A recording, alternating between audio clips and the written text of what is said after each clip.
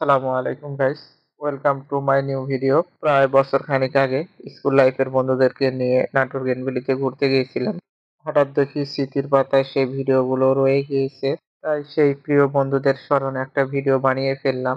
আমরা ব্যস্ততা থাকার কারণে পরস্পর কোনো বন্ধুকে সময় দিতে পারি না, সেই দিনটি আমাদের স্মৃতির পাতায় রয়ে গিয়েছে। কারণ অনেকদিন পর আমরা স্কুলের লাইফের বন্ধুরা সেদিন একত্রিত হয়েছিলাম। লাইফে অনেক বন্ধু যাবে আসবে, কিন্তু স্কুল লাইফের মতো কোনো বন্ধুই হবে না। এই কারণে আমাদের মাঝে আনন্দটা বেশি কাজ করেছিল। মাঝে মাঝে মনে হয় যদি সেই দিনগুলোতে ফিরে যেতে পারতাম আমরা। সময় ক্ষেত্রে কিছু কিছু বন্ধু পরিবর্তন হয়ে যায়। তাদের মন মানসিকতা এত ছোট যে আরেক বন্ধুকে অসম্মান করতে বাধে না। তবে যেটাই হোক না কেন, আমি বলবো স্কুল লাইফের বন্ধুগুলোই বেস্ট।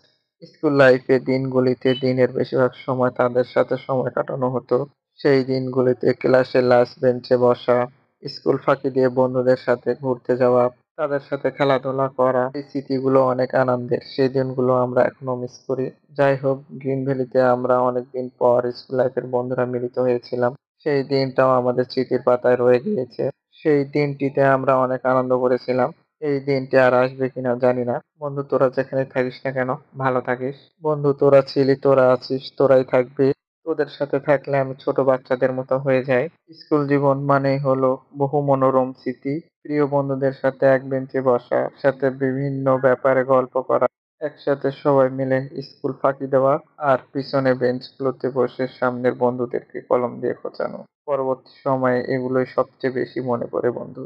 বন্ধু, তোরা যেখানে থাকিস না কেন, ভালো থাকিস।